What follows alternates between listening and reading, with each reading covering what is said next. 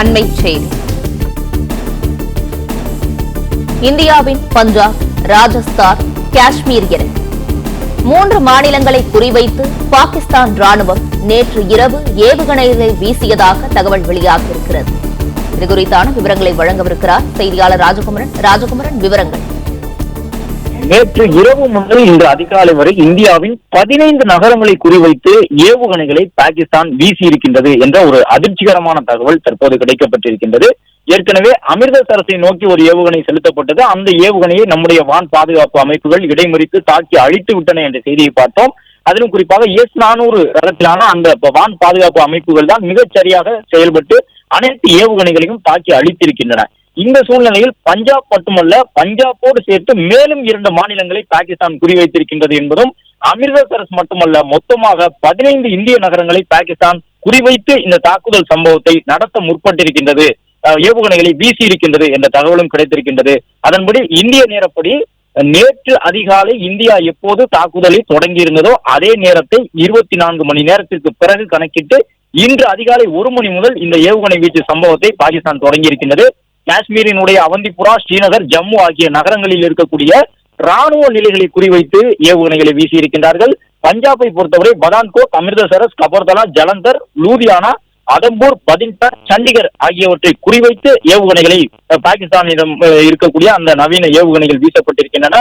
ராஜஸ்தானை பொறுத்தவரை நல், பலோடு, உட்டரலை, புஜ் உள்ளிட்ட பகுதிகளில் பாகிஸ்தான் ராணுவம் தாக்குதல் முயற்சியை மேற்கொள்ளக்கூடிய விதமாக ஏவுகணையை வீசியிருக்கின்றார்கள். மொத்தமாக 3 எல்லைப்புற மாநிலங்களை குறிவைத்திருக்கின்றார்கள். பஞ்சாப் மட்டுமல்ல, ராஜஸ்தானோடு சேர்த்து காஷ்மீரையும் குறிவைத்திருக்கின்றார்கள். பல முக்கிய நகரங்கள் இருக்கின்றன. ராணுவ நிலைகள் என்றால் ஸ்ரீநகர், ஜம்மு ஆகிய இடங்களில் இருக்கக்கூடிய ராணுவ நிலைகள், காஷ்மீரின் அவந்திபுராவில் இருக்கக்கூடிய ராணுவ நிலைகளை குறிவைத்திருக்கின்றார்கள். லூதியானா போன்ற இந்தியாவினுடைய பொருளாதாரத்திற்கு மிகப்பெரிய பங்களிப்பு வழங்கக்கூடிய நகரங்களை குறிவைத்திருக்கின்றார்கள். பதான்கோட் உள்ளிட்ட ராணுவ தளங்களை குறிவைத்திருக்கின்றார்கள். இதன் மூலமாக இந்த வான் பாதுகாப்பு அமைப்புகளை பயன்படுத்தி இந்தியா 15 நகரங்களில் பாகிஸ்தான் தன்னுடைய ஏவுகணையை வீசி தாக்குதல் நடத்த முற்பட்டதை தடுத்து நிறுத்தி இருக்கின்றது. இந்திய பகுதிகளை நோக்கி வந்த பாகிஸ்தானின் ஏவுகணைகளை S-400 ரகத்திலான அந்த வான் பாதுகாப்பு அமைப்பு மட்டுமல்ல, ட்ரோன்கள் மூலமாகவும் இடைமறித்து இந்திய ராணுவம் அளித்திருக்கின்றது என்ற தகவலும் கிடைக்கப்பட்டிருக்கின்றது. இந்தியா நடுவானில் தாக்கி அளித்த பாகிஸ்தானினுடைய ஏவுகணையினுடைய பாகங்கள் சில்லு சில்லாக சிதைந்து அவையெல்லாம் உடைந்த நிலையிலே பஞ்சாப், காஷ்மீர் உள்ளிட்டவற்றில் எல்லை பகுதிகளிலே வயல்காடுகளிலே கொட்டி கிடக்கின்றன. அவற்றையெல்லாம் டிராக்டர்களில் அள்ளி போட்டுக் கொண்டு இந்திய ராணுவ வீரர்கள் செல்லக்கூடிய காட்சிகளையும் பார்த்து கொண்டிருக்கின்றோம். இந்தியா நேற்று அதிகாலை நடத்தியிருந்த தாக்குதலுக்கு பதில் தாக்குதல் நடத்தப் போவதாக நினைத்து பாகிஸ்தான் ராணுவம் மேற்கொண்டிருந்த ஒட்டுமொத்த முயற்சியும் தோல்வியை தழுவி இருக்கின்றது. இந்தியாவின் 15 நகரங்களிலும் பாகிஸ்தானினுடைய அந்த ஏவுகணைகள் விழுந்திருந்தால் மிகப்பெரிய பாதிப்பை இந்தியா சந்தித்திருக்கக்கூடும், கடுமையான உயிரிழப்பு ஏற்பட்டிருக்கக்கூடும். இந்தியாவின் பொருளாதாரத்தை பாதிக்கக்கூடிய வகையிலே முக்கியமான தொழில் உற்பத்தி சார்ந்த நகரங்களையும் அந்த ஏவுகணைகள் குறிவைத்து வந்திருக்கின்றன என்ற தகவல் கிடைத்திருக்கின்றது. S-400 ரகத்திலான ரஷ்யாவிடமிருந்து வாங்கி நாம் பயன்படுத்தக்கூடிய வான் பாதுகாப்பு அமைப்புகள் தான் பாய்ந்து சென்று அந்த ஏவுகணைகளை நடுவானிலேயே தாக்கி அழித்திருக்கின்றன. S-400 பயன்படுத்த முடியாத ஒரு சில பகுதிகளிலே ட்ரோன்களை பயன்படுத்தி அந்த ஏவுகணைகள் மீது மோதச் செய்து உடனடியாக அந்த வானத்திலேயே வைத்து அழிக்கக்கூடிய பணிகளையும் இந்திய ராணுவம் செய்திருக்கின்றது. S-400 பொறுத்தவரை 2007ஆம் ஆண்டு முதலே உலகத்தின் பல்வேறு நாடுகளில் அது பயன்பாட்டில் இருக்கின்றது. ரஷ்யாவில் இருக்கின்றது, சீனா, துருக்கி, சவுதி உள்ளிட்ட நாடுகள் எல்லாம் S-400 ரகத்திலான அந்த வான் தடுப்பு அமைப்புகளை பயன்படுத்தி வருகின்றார்கள். இந்தியாவும் தற்போது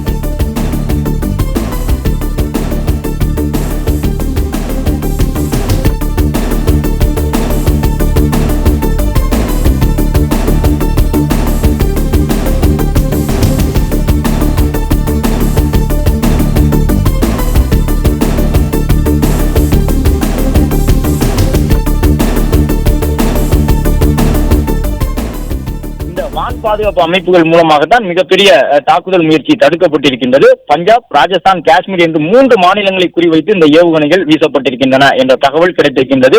அதிகாலை 1 மணி அளவில் இருந்து பாகிஸ்தான் இந்த ஏவுகணைகளை வீசுவதற்கான பணிகளை மேற்கொண்டு உடனடியாக இந்திய நகரங்களை நோக்கி கிட்டத்தட்ட 3 மாநிலங்களில் இருக்கக்கூடிய 15 நகரங்களை இலக்கு வைத்திருக்கின்றார்கள். அதன்படி அவந்திபுரா, ஸ்ரீநகர், ஜம்மு ஆகிய நகரங்களில் இருக்கக்கூடிய ராணுவ நிலைகள், பஞ்சாபினுடைய பதான்கோட் உள்ளிட்ட ராணுவ தளங்களும் குறிவைக்கப்பட்டிருக்கின்றன. அமிர்தசரஸ் என்ற முக்கியத்துவம் வாய்ந்த ஒரு நகரமும், அதே போன்று கபர்தலா என்கின்ற பஞ்சாபினுடைய ஒரு நகரமும் குறிவைக்கப்பட்டிருக்கின்றது பாகிஸ்தானால். ஜலந்தர், லூதியானா, அதம்பூர், பதின்டா, சண்டிகர் உள்ளிட்ட முக்கியமான நகரங்கள் தலைநகரமாக இருக்கக்கூடிய பகுதிகளை கூட குறிவைப்பதற்கான ஒரு முயற்சியை பாகிஸ்தான் மேற்கொண்டுதான் அந்த ஏவுகணைகளை வீசியிருக்கின்றது. ராஜஸ்தானினுடைய நல், பலோடு, உத்தரேலை, புஜ் உள்ளிட்ட பகுதிகளிலும் பாகிஸ்தான் ராணுவம் தாக்குதல் முயற்சி மேற்கொண்டிருந்தது. அதன் காரணமாகத்தான் பஞ்சாப் மாநிலத்தில் இருக்கக்கூடிய ஒரு சில மாவட்டங்களிலே இன்று இரவு முதல் மறு அறிவிப்பு வரும் நாள் வரை ஒவ்வொரு நாளும் இரவு 9 மணி முதல் மறுநாள் காலை 5 மணி வரை மின் விநியோகம் பாதுகாப்பு காரணங்களுக்காக நிறுத்தி வைக்கப்படும் என்ற அறிவிப்பினை பஞ்சாப் அரசு வெளியிட்டிருக்கின்றது. மேலும் காலை முதலே செய்திகளை பார்த்தோம். ராஜஸ்தானில் இருக்கக்கூடிய எல்லை ஓர கிராமங்களில் இருந்தும் மக்கள் மொத்தமாக பாதுகாப்பான இடங்களுக்கு அழைத்து செல்லப்படக்கூடிய காட்சிகளை பார்த்தோம். ஏனென்றால் எல்லை கட்டுப்பாட்டு கோட்டு பகுதியில் இருக்கக்கூடிய அவர்களை நோக்கி மீண்டும் இன்று இரவில் ஏதேனும் தாக்குதல் சம்பவங்கள் நடைபெறக்கூடுமோ என்கின்ற ஒரு முன்னெச்சரிக்கை நடவடிக்கையாகத்தான் அந்த பணியை ராணுவமும் அந்த மாநில அரசும் இணைந்து மேற்கொண்டிருக்கின்றது. அதன்படி 15 நகரங்களை நோக்கி வந்த ஏவுகணைகளை நடு வானிலேயே தாக்கி அழித்திருக்கின்றன இந்திய வான் பாதுகாப்பு அமைப்புகள். 15 நகரங்களை நோக்கி வந்தது மட்டுமல்ல, இன்னும் எத்தனை வான் பாதுகாப்பு அமைப்புகள் நம்மிடம் இருக்கக்கூடியவற்றை பயன்படுத்தி எவ்வளவு ஆயுதங்களை, ஏவுகணைகளை இந்தியாவை நோக்கி பாகிஸ்தான் செலுத்தினாலும் அவை அனைத்தையும் நடுவானிலேயே தடுத்து நிறுத்தி அழிப்பதற்கான அனைத்து தொழில்நுட்ப சாத்தியக்கூறு வாய்ந்த வான் பாதுகாப்பு அமைப்புகளும் இந்தியா வசம் இருக்கின்றன என்ற தகவல் கிடைத்திருக்கின்றது.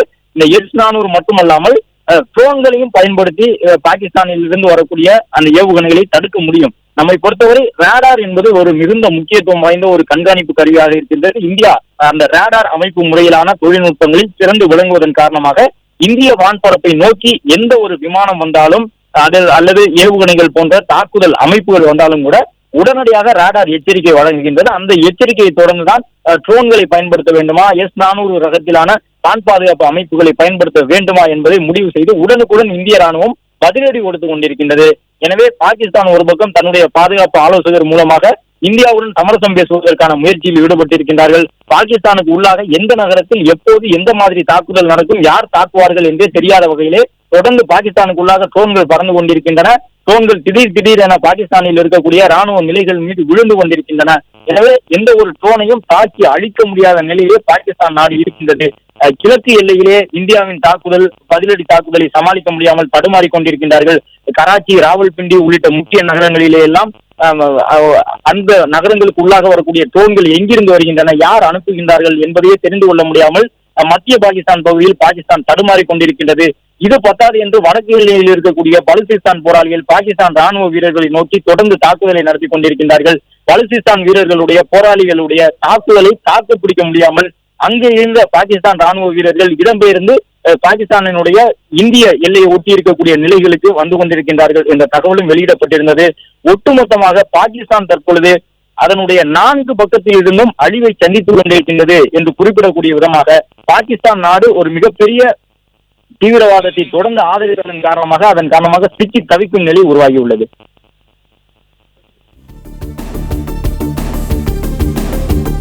பிளே ஸ்டோர் மற்றும் ஆப் ஸ்டோரில் இருந்து பாலிமர் செயலியை QR கோடு மூலம் பதிவிறக்கம் செய்யுங்கள். செய்திகளை உடனுக்குடன் பெறுங்கள்.